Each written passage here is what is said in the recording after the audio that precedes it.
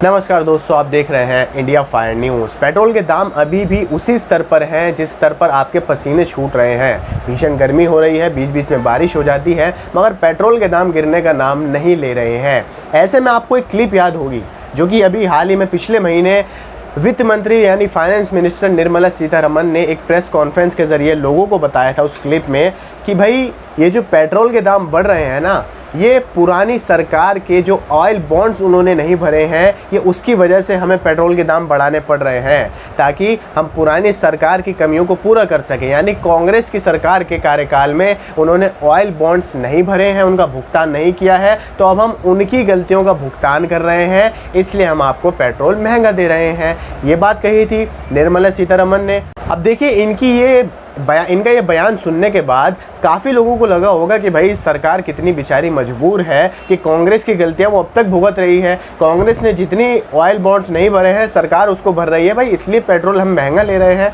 सही है, आपको बड़ी यहाँ पर एक कोल्ड सा आपको महसूस हुआ होगा इतनी गर्मी में कि भाई ठंडक मिल गई, आखिरकार हमें पता चल गया कि हम महंगा पेट्रोल क्यों ख़रीद रहे हैं, क्योंकि सरकार को पैसे की ज़रूरत है।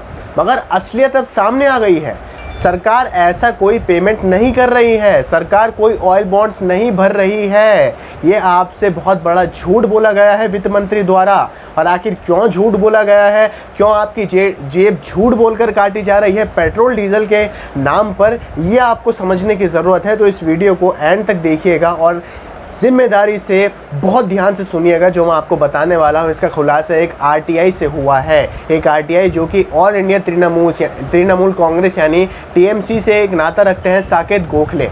इन्होंने एक आरटीआई डाली ये समझने के लिए कि भाई ऑयल बॉन्ड्स सरकार कितने भर रही है, कौन से साल में कितने ऑयल बॉन्ड्स भरे जा रहे हैं। आरटीआई का जो जवाब मिलता है वो जवाब मैं आपको बताता हूँ और वो जवाब सुनकर आप भी कहेंगे कि भाई हाँ, सच में हमसे झूठ बोला गया है। पेट्रोल और डीजल के दामों का ऑयल बॉन्ड से अभी तक कोई नाता नहीं है। आपसे जानबूझकर ज़बरदस्ती महंगा पेट्रोल आपको बेचा जा रहा है और आप उसे ख़रीद भी रहे हैं।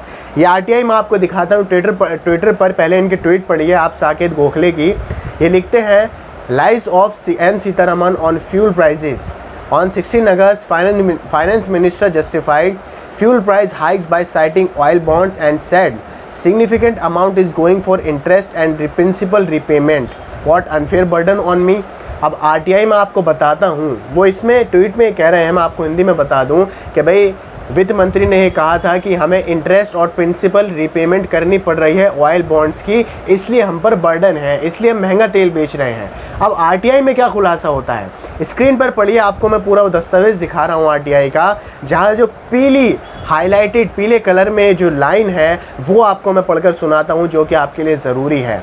यहाँ लिखा है, note, it is to intimate that no repayment of principal amount has been made since fiscal year 2015 to 2016। यानी फिस्कल ईयर वित्त ईयर 2015 से 2016 से अब तक कोई भी प्रिंसिपल रिपेमेंट नहीं की गई है सरकार द्वारा। केंद्र सरकार ने 2015 से और अभी 2021 तक कोई भी ऑयल बॉन्ड का भुगतान नहीं किया है, उसका प्रिंसिपल अमाउंट उन्होंने पे नहीं किया है। ये साफ इस आरटीआई में कहा गया है। वित्त मंत्री क्या कह रही थी पिछले महीने कि भाई हम पे बहुत बर्डन है, हमें कांग्रेस की सरकार ने जो ऑयल बॉन्ड्स नहीं भरे हैं उसका पेमेंट हमें करना पड़ रहा है, इसलिए हम महंगा पेट्रोल डीजल आपको दे रहे हैं, यही कहा था ना।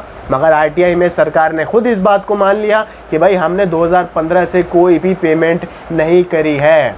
बात यहाँ नहीं रुकती है, आगे एक और दस्तावेज़ आता है जहां दोबारा साकेत गोखले की आप ट्वीट पढ़िए, जहां वो कहते हैं, also annual interest payments on oil bonds are 9,989 crore. नीचे एक वो दस्तावेज़ भी दिखाते हैं, एक डॉक्यूमेंट दिखाते हैं जो मैं आपको अभी बताने वाला हूँ। इस पूरी ट्वीट का जो कंक्लूजन निकल कर आता है वो ये होता है कि सरकार 3.3 लाख करोड़ टैक्स वसूल रही है पेट्रोल और डीजल पर से, मगर साथ में सिर्फ 9,990 करोड़ के करीब वो एक्सपेंडिचर कर रही है, यानी खर्च कर रही है। सोचिए, लगभग 3.5 लाख करोड़ का टैक्स आ रहा है सरकार के पास, केंद्र सरकार के पास, और उसमें से सिर्फ वो करीब 9,980 करोड़ ही खर्च कर रही है जनता पर, डेवलपमेंट पर, विकास पर। क्या ये कौन सा गणित है भाई केंद्र सरकार का, जो अभी तक जनता को समझ नहीं आ रहा है। जनता अभी भी एक ऐसा तबका है जनता का जो खुश है।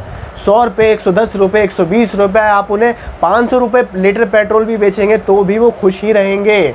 आखिर आपको कब समझ में आएगा कि सरकार आपको एक झूठा प्रमाण दे रही है, आपके सामने एक झूठी बात रख रही है और फिर उन्हीं हाथ से पीछे से लाकर आपकी जेब काट रही है और आप फिर भी खुश हैं। अरे भाई, कौन अपनी जेब कटवाने में खुश होता है?